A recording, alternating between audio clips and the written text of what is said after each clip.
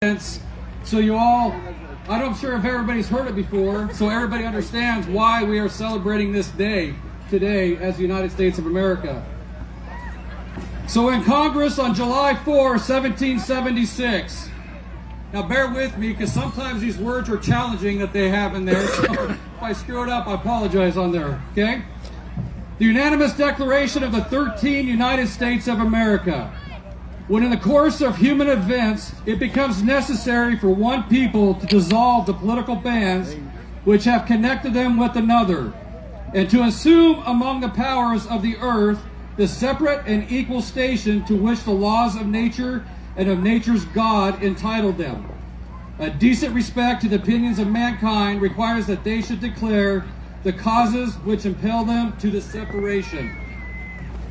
We hold these truths to be self-evident, that all men are created equal, that they are endowed by their Creator with certain unalienable rights, that among these are life, liberty, and the pursuit of happiness. Those three words, everybody, are on the back wall at your Star City Council chambers, because we truly believe in that. Along with In God We Trust. Amen. God an eagle. That to secure these rights, governments are instituted among men, deriving their powers from the consent of the governed. That whenever any form of government becomes destructive of these ends, it is the right of the people to alter or abolish it, and to institute new government, laying its foundation on such principles and organizing its powers in such form as to them shall seem most likely to affect their safety and happiness. Prudence indeed will dictate that governments long established should not be changed for light and transient causes. And accordingly, all experience hath shewn that mankind are more disposed to suffer, while evils are sufferable, than to right themselves by abolishing the forms to which they are accustomed.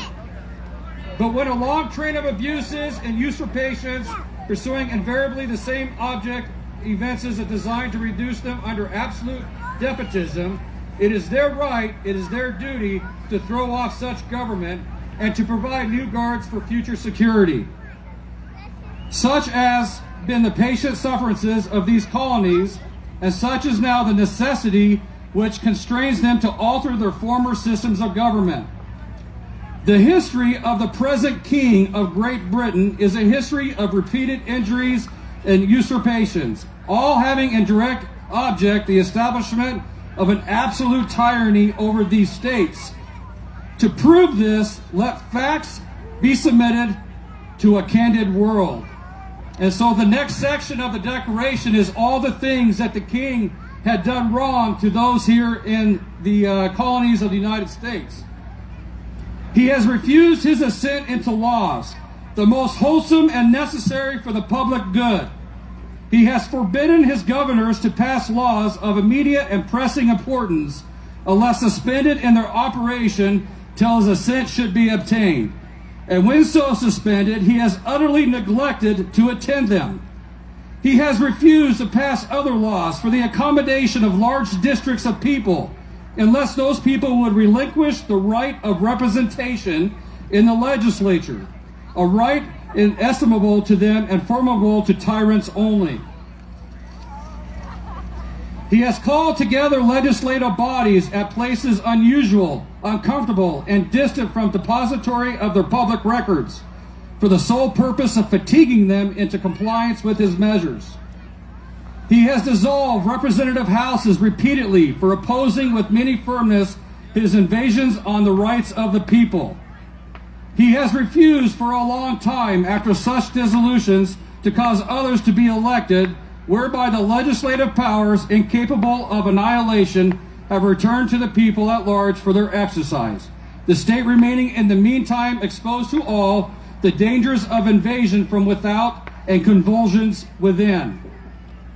He has endeavored to prevent the population of these states, for that purpose obstructing the laws for naturalization of foreigners, refusing to pass others to encourage their migrations hither, and raising the conditions of new appropriations of lands. He has obstructed the administration of justice by refusing his assent into laws for establishing judiciary powers. He has made judges dependent on his will alone for the tenure of their offices and the amount and payment of their salaries. He has erected a multitude of new offices and sent hither swarms of officers to harass our people and eat out their substance.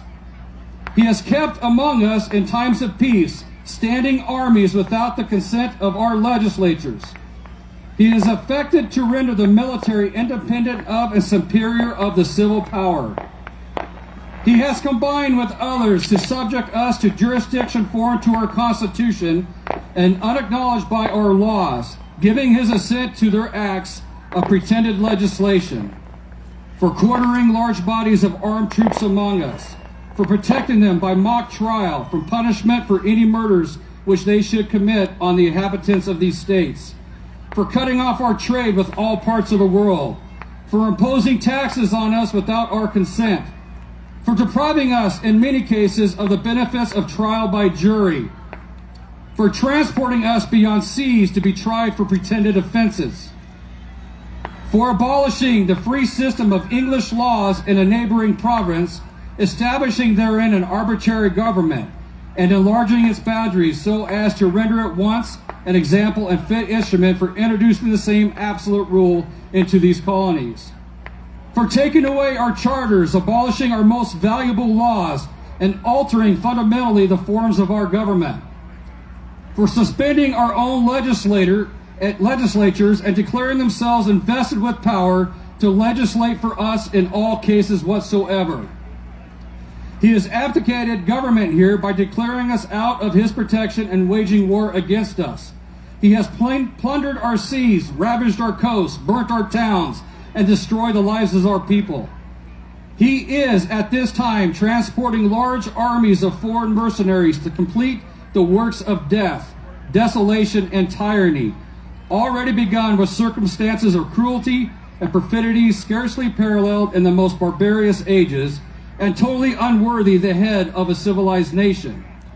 He has constrained our fellow citizens taken captive on the high seas to bear arms against their country, to become the executioner of their friends and brethren, or to fall themselves by their hands. He has excited domestic insurrections amongst us, and has endeavored to bring on the inhabitants of our frontiers, the merciless Indian savages whose known rule of warfare is undistinguished destruction of all ages, sexes, and conditions. In every stage of these oppressions, we have petitioned for redress in the most humble terms. Our repeated petitions have been answered only by repeated injury. A prince, whose character is thus marked by every act which may define a tyrant, is unfit to be ruler of free people. Nor have we been wanting in attentions to our British brethren. We have warned them from time to time of attempts by the legislature to extend an unwarrantable jurisdiction over us. We have reminded them of the circumstances of our immigration and settlement here.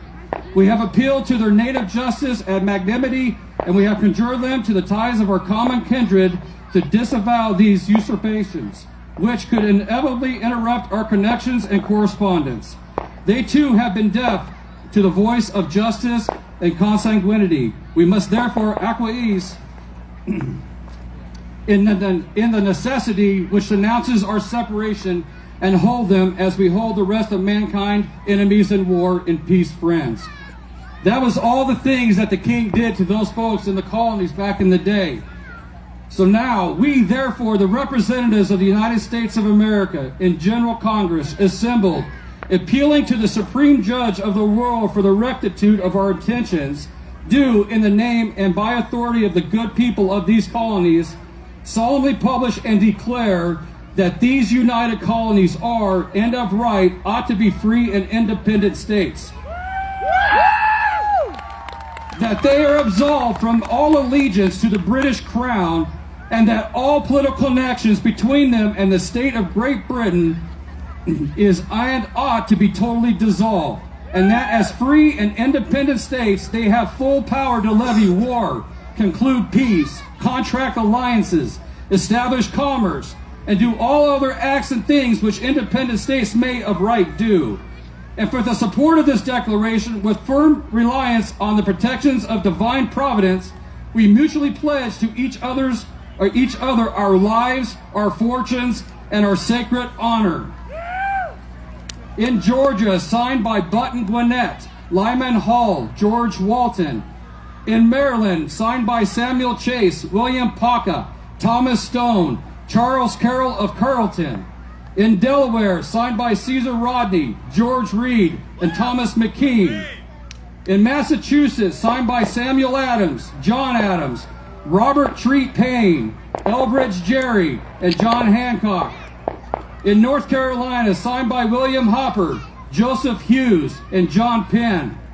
In Virginia, signed by George Wythe, Richard Henry Lee, Thomas Jefferson, Benjamin Harrison, Thomas Nelson Jr., Francis Lightfoot Lee, and Carter Braxton. In New York, signed by William Floyd, Philip Livingston, Francis Lewis, and Lewis Morris. In Rhode Island, signed by Stephen Hopkins, William Ellery. In South Carolina, signed by Edward Rutledge, Thomas Hayward Jr., Thomas Lynch Jr., and Arthur Middleton. In New Jersey, signed by Richard Stockton, John Witherspoon, Francis Hopkinson, John Hart, and Abraham Clark. In Connecticut, signed by Roger Sherman, Samuel Huntington, William Williams, and Oliver Wolcott. In Pennsylvania, signed by Robert Morris, Benjamin Rush, Benjamin Franklin, John Morton, George Clymer, James Smith, George Taylor, James Wilson, and George Ross. In New Hampshire, signed by Josiah Bartlett, William Whipple, and Matthew Thornton. When these 56 men signed the Declaration of Independence, they were not signing a petition. They were signing what the British considered a death warrant for treason.